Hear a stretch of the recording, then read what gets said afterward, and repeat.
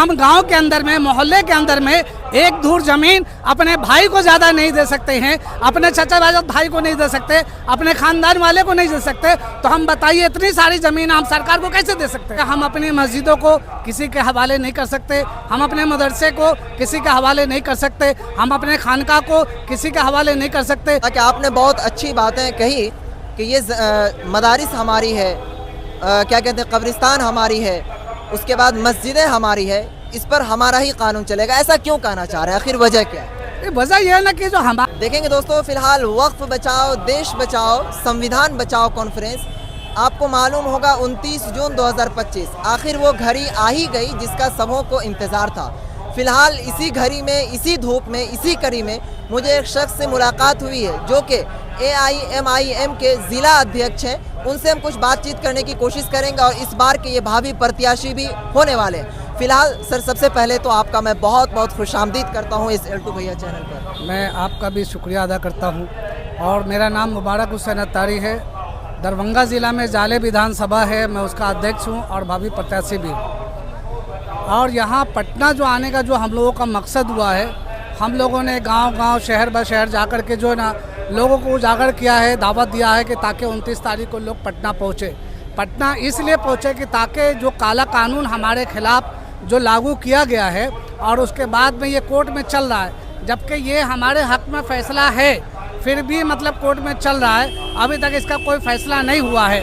इस बिल को वापस लेने के लिए सरकार राज़ी नहीं है, इसीलिए हम लोग सरकार पे दबाव देने के लिए, तो अपनी मांग करने के लिए इस मैदान में हाजिर हुए हैं और हम अपनी मांग कर रहे हैं कि हमें ये कानून मंजूर नहीं है, हमारे ये खिलाफ है, क्योंकि हम अपनी मस्जिदों को किसी के हवाले नहीं कर सकते, हम अपने मदरसे को किसी के हवाले नहीं कर सकते, हम अपने खानका को किसी के हवाले नहीं कर सकते। हम जिस जगह पे दफनाए जाते हैं, जो हमारा कब्रिस्तान है, हम उसको कैसे किसी के हवाले कर सकते हैं? ये हमारी चीज़ है और हमारी रहेगी, उस पर किसी का हक नहीं हो सकता। सर, एक सवाल ये उठता है कि आपने बहुत अच्छी बातें कही कि ये मदारिस हमारी है, क्या कहते हैं, कब्रिस्तान हमारी है, उसके बाद मस्जिदें हमारी है, इस पर हमारा ही कानून चलेगा। ऐसा क्यों कहना चाह रहे हैं, आखिर वजह क्या है? वजह यह है ना कि जो हमारे पूर्वजों ने कि ना ये वक्फ किया है, किसी ने कुछ गौर सरकार ने नहीं दिया, हमारे पूर्वजों ने दिया है।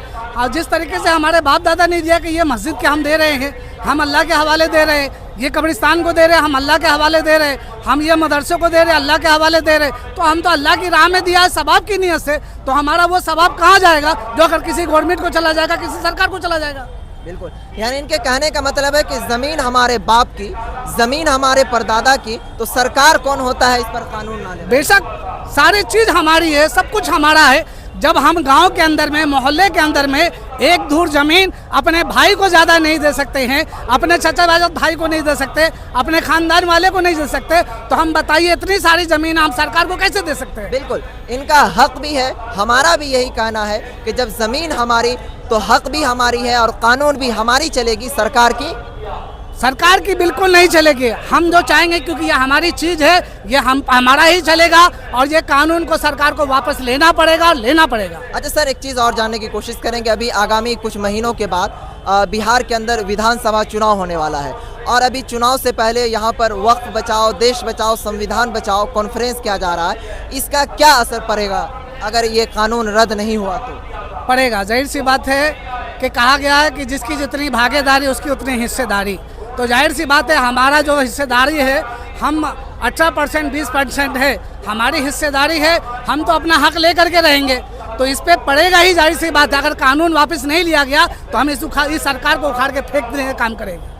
यानी इनके कहने का मतलब है कि अगर हम में सरकार को बनाने की हिम्मत है तो उसको उखाड़ के फेंकने की भी हिम्मत रखते हैं, इस बना कर रखिए। क्योंकि दोस्तों आपको मालूम है, ये जो बिहार का गांधी मैदान है, बिहार की राजधानी पटना के अंदर 62 एकड़ में फैला हुआ है।